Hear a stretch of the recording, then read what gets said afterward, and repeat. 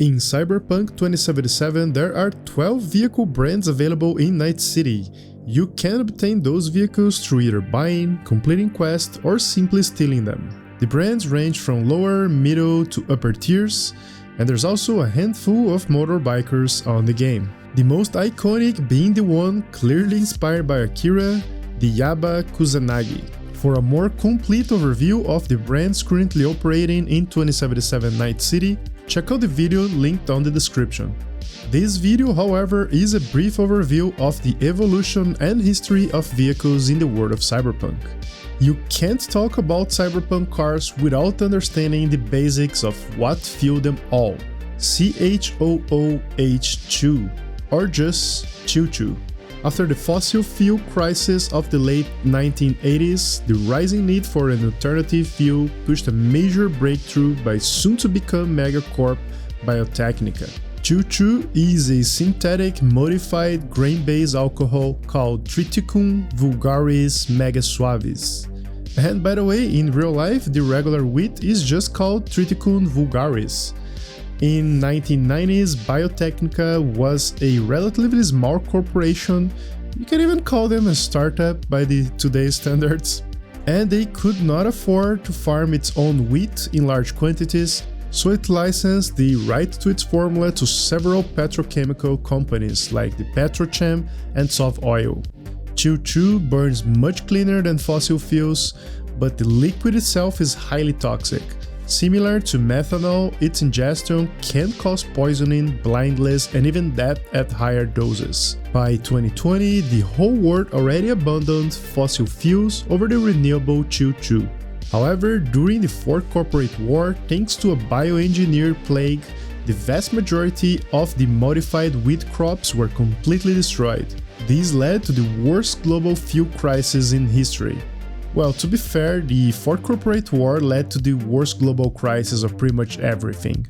If you are interested in the Fourth Corporate War and the biggest historical events that shaped the universe of Cyberpunk 2077, make sure to check the playlist on the video description.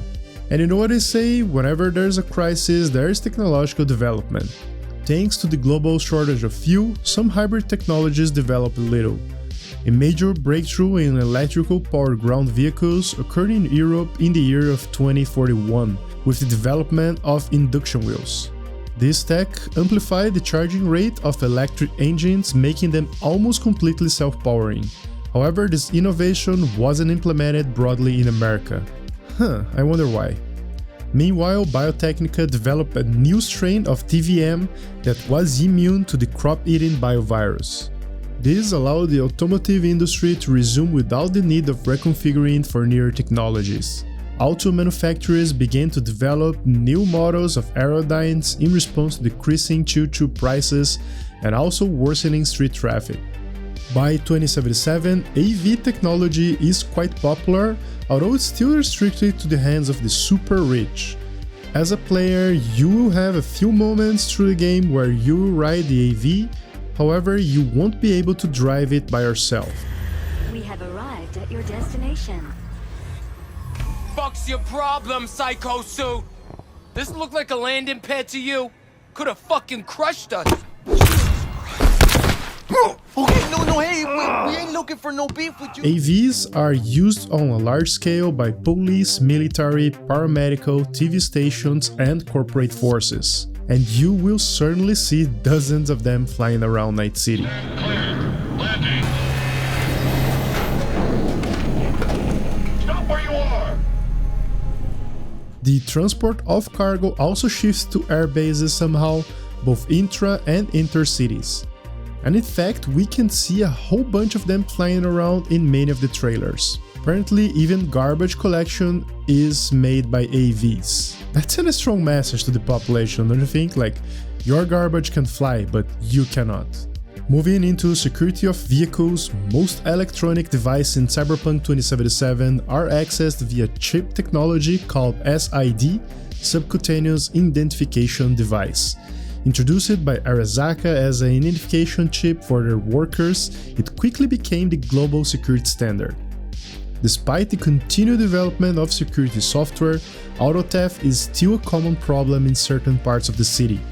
hacking a car is relatively easy for those with especially tools and skills.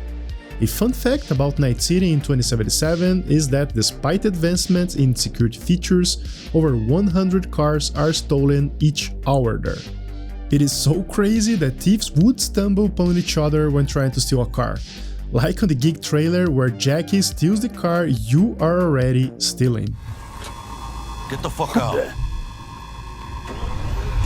Okay, easy. Nothing personal, compa. Just biz. I have a comprehensive roadmap of post-launch videos that I know you love to watch, from weapon breakdowns, mission guides, and even more lore, so smash that subscribe button to not miss any of that breathtaking content. As always, thank you so much for watching, and I see you next time.